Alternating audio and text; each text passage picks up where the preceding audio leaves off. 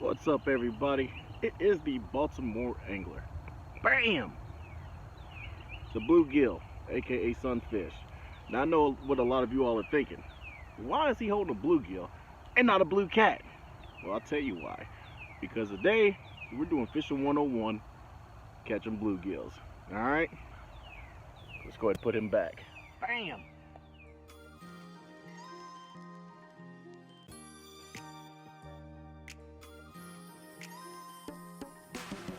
What's going on, everybody? It is the Baltimore Angler, and today we are doing something a little different. So you all had just saw the Fishing for Beginners series, selecting your gear, putting it all together, and getting everything set up to go fishing. Now we're about to take all that gear and we're about to go fishing. All right, and what we're going to do is we're going to start at the bottom of the food chain, work our way up. Today we are catching bluegills. All right. There's a family that is a part of what's called panfish. Your white perch, yellow perch, even bass are considered a panfish. The bluegills we're going after, you have your bluegills, green sunfish, pumpkin seed. This body of water that I'm fishing has mainly your basic bluegill, and it also has green sunfish. All right, and this particular spot is right outside of Baltimore in a town called Glen Burnie, Maryland. Some of y'all might recognize this spot, probably recognize the building behind me, but we're just going to go over the basics of catching bluegill. Again, we're going to be using two types of baits that I know work here. Night crawlers, ooh, wormies. Going to be using Slim Jim, all right? Slim Jims is interesting because I actually just found out about that last year, did some research, and it is a really good bait. So I'm not going to go over information that you all already know about. However, what we're going to do is we're going to get into the specifics and how to most efficiently use Slim Jim as a bait. All right? All right, so one thing I forgot to talk about, especially in Maryland, you have a bunch of different fishing licenses. It's interesting because this is an enclosed body of water right here. So my title license that I use when I go fish rivers for the big blue catfish, that's not going to do me any good here. That license I can't use right here because this is non-tidal waters. So when I purchase my licenses, I always get a title license, Maryland title license, and a Maryland non-tidal license. Because I have a non-tidal license, I can specifically fish this body of water. Again, just be cognizant of that, of your state laws when you go fishing, because where I catch blue catfish, that's a totally different license from fishing here for these little bluegills. All right. Also, if you are catching bait, if you are keeping them, whoo, bugs are coming out too. If you are keeping them, know the laws. All right. There is a specific amount of bluegills you can keep per person per day, and it's 15. So since I'm by myself, if I was catching bait right now, I can only keep 15 today. All right. So again, not worth doing illegal stuff. Research your laws, do the research. That way, not only can you have fun, but you're being responsible. All right, let me stop talking. Let's get to more. So catching bluegills is the most basic form of fishing there is. Oh, let me grab my pole here. I have a basic light setup. It is an Ugly Stick Shakespeare light action. I think it's like a 5-foot rod. Got about 4-pound test on here. Got your basic bobber and a leader. And on the leader right here, if you all remember the video Fishing for Beginners about the Gamakatsu hooks, well, I don't have one on here. I don't have one on here right now. This is this hook is a Eagle Claw J hook, size 10, I believe, maybe an 8. I'm not sure, but that's what's on here. Got a little piece of worm on here. Because of the size of the worm, you don't need a full worm. Now I just threw it. I actually did put a whole worm on here, and they tore it up, and this is what's left. So we're going to see if we can still get a bite. We just caught one bluegill. We're going to see if we can get more to bite just off of this little piece right here. Again, rod, reel, line, bobber, hook, and worm. It is the most basic setup of fishing that you can find.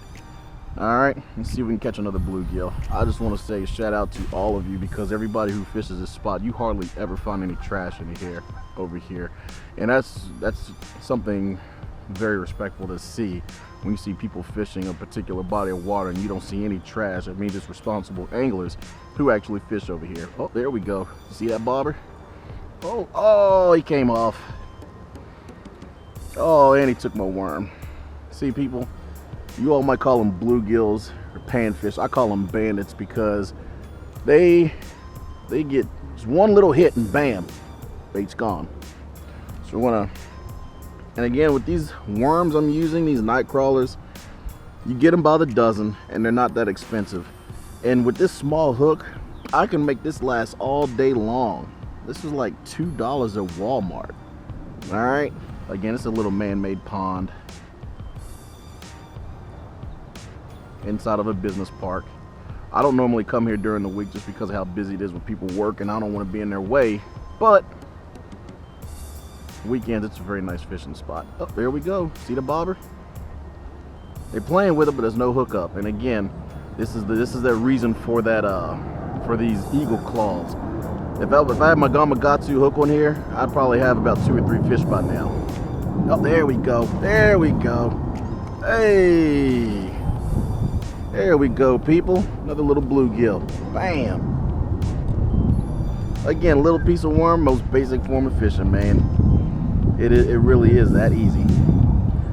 These little hooks pretty easy to get out of their mouth. Worm is still on there. And this is a green sunfish right here, and it's a little baby too. All right, a lot of times with these fish you want to be careful, because their dorsal fins, they actually have spines right there, and if you hit them perfectly, they do kind of hurt. So when they start flopping around, cover their eyes.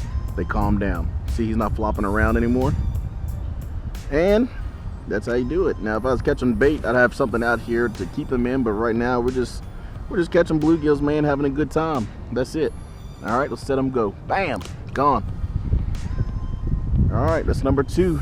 Second, so we got 1 bluegill, and that was 1 green sunfish. All right, and as you can see, it's a popular spot in the when it starts warming up. Again, it's a lot of decent bass out here. The gentleman across the water there, he actually had just had a bass hook up, and right as he got it to shore, it came off. So looks like the bite's turning on. All right, ladies and gentlemen, we got 2 on the board right now. Still got my little piece of worm on there. Now I will say this, I was using Slim Jim earlier, and they really didn't seem to be hitting that too much, but they're hitting this piece of worm though. Again, I got it like a dozen night crawlers for like $2, man. Like, I think it's like $2.48, something like that at Walmart. So, you know, it's kind of a finicky bite right now. Sometimes it'll bite, and sometimes it just stops. Another thing about this spot too, especially during the summertime, from time to time you'll get turtles that'll hook up. Thankfully, every turtle I've caught here, I've been able to successfully and safely get the hook out of their mouth. See the bobber? I've been able to get the hook out of their mouth and set them free. And if you do hook into a turtle, this little colored turtles with the orange streaks on them, maybe like 2 to 3 pounds. You know, I have a set of pliers with me. Keep those pliers and get the hook out. And what I do when I get the hook out, I take a picture because they are so pretty, and then I'll sit them along the shoreline, and they'll swim back. And I haven't had any hookups with turtles with worms, but they love the Slim Jims. A lot of times the turtles will swim right up like bullies, push all the bluegills away, and they'll go after your bait. And if you're not quick getting your bait out of the water, then bam, you hook into a turtle. And just like that, my bait is gone. Bandits took my bait again. Ladies and gentlemen, this little tiny size 14 Gamakatsu J hook. This thing is awesome for catching bluegills. Maybe like a couple dollars at Dick's. The Walmart in my area they don't sell these in the store, so I had to go to Dick's to get them. But these hooks are serious. All right, so I'm gonna take this hook off. I'm gonna take the off the this eagle claw. We're gonna put this Gamakatsu on.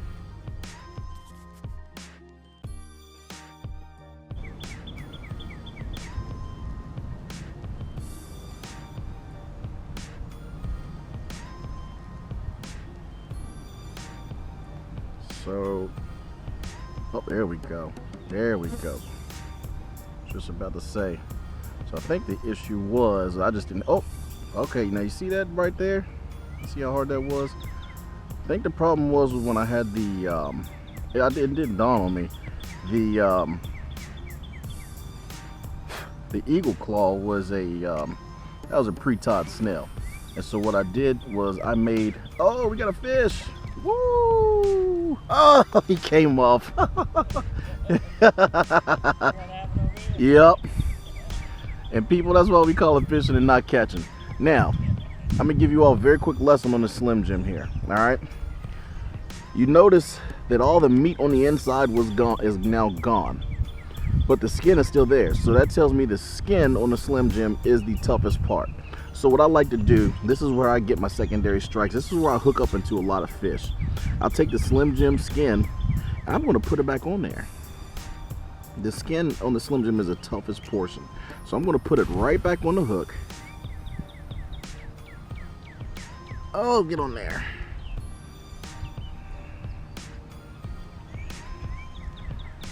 Put it on there just like that.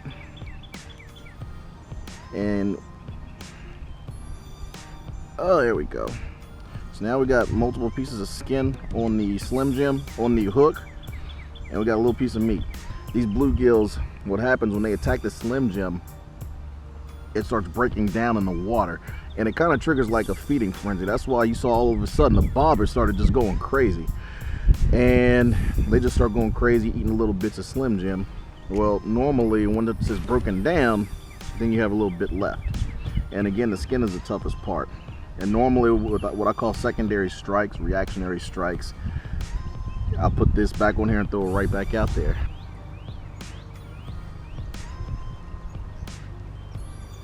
Still playing with it, but haven't taken a hook yet. They're slowly taking away the pieces of the first piece of Slim Jim on there.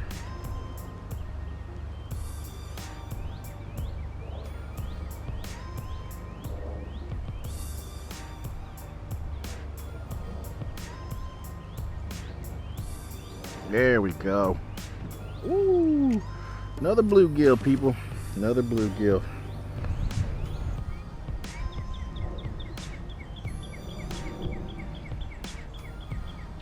All right, people, another learning point here. See the skin, again, it stays on, the actual skin of a Slim Jim stays on the hook quite well. Another lesson, hook point's covered, so I ain't catching nothing when that hook point's covered. So I'm gonna pierce that through there like so, bam.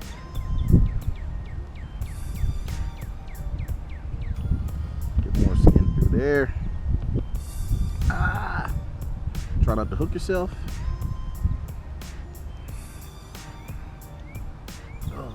All right, now what I'll do, especially with Slim Jims, I'll double up the bait.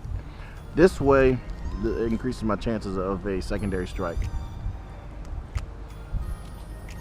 So I got the tough skin on there. I'm gonna put another piece of Slim Jim on there just to get the bluegills excited. And honestly, I think it's the either the pepper or the sage that really triggers that bite. And I'm actually thinking about doing another video on that. And what is it in a Slim Jim that triggers a bite? Because I got my theories. I think it's either sage or pepper. But all right, we've got the bait double up. Now my goal is to have that first piece of Slim Jim disappear, let them take it, and I'm going to try to get a secondary strike with the piece of skin on the hook. So let's see how this works.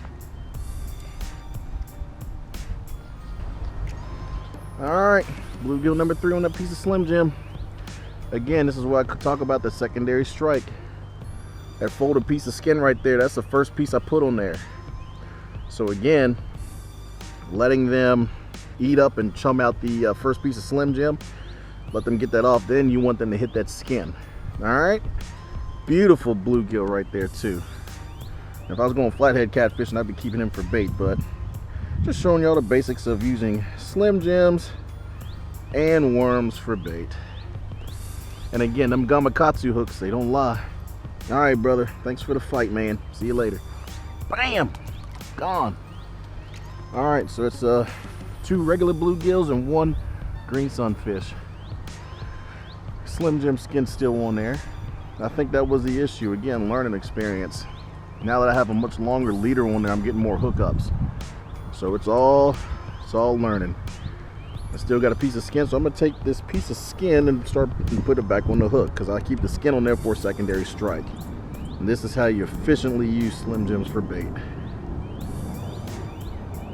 Again, the information on Slim Jims is already out there. My goal was to show you how to efficiently use it. And again, you can go to the store, buy these for like what, a couple dollars at a gas station. And typically when I'm specifically going after bait for bigger fish, I use Slim Jims because again, you can get them anywhere. It's cheap, and even if they expire, you can still use them. Throw them in the back of the car, and if you got kids, bam, you got a little snack for them to snack on when you go fishing too. All right, let's try this worm again.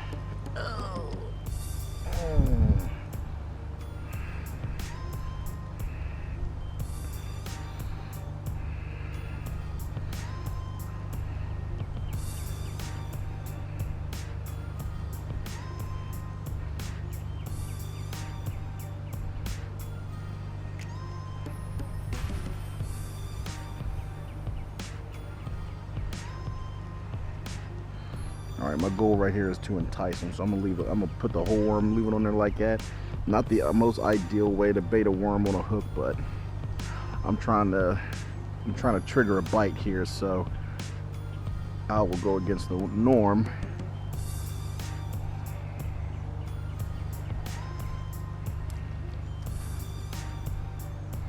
See how they like that worm.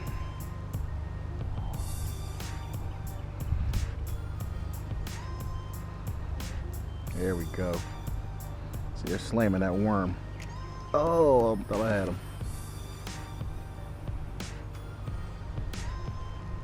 There we go. There we go. Oh. Again, especially with these smaller hooks, you really want to be quick on the hook set, because you leave it too long, they'll swallow the hook. I'm not trying to kill no fish today, let alone. See how hard he slammed that bait? Alright, oh, he swallowed that hook too. Oh, it hooks in there. Oh, there we go. There we go. Come on, get out of there. Get out of there.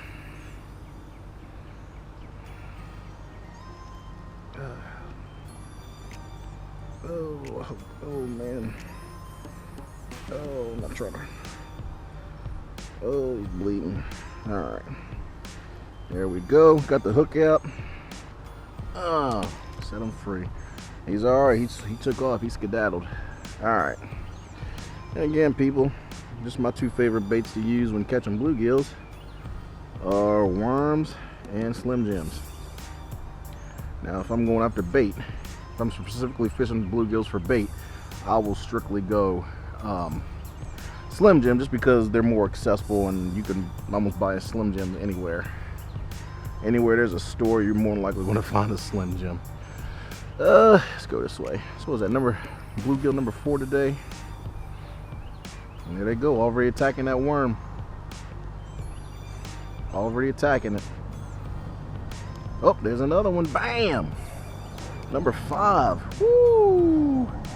Another bluegill. See, when you're quick on the hook's at the edge of the mouth, so easy. So this is number 5. We've caught 4 bluegill and 1 green sunfish. Beautiful fish, beautiful. You know, it's like that hook set said, they're almost too pretty to use for bait. All right, bam. Number 5 worm still on here. Got him. Number 6, bam. And that's why right there you want to, oh, get them overland fast, because a lot of times they come right off that hook. Bam. 6 fish of the day. This is our second. That does look like a green sunfish, but small little healthy fish. Again, be perfect bait size if I was going after flatheads today, but I'm just showing y'all the basics of fishing, man. All right, man. So I'm gonna throw him back, and that's gonna be a wrap for that.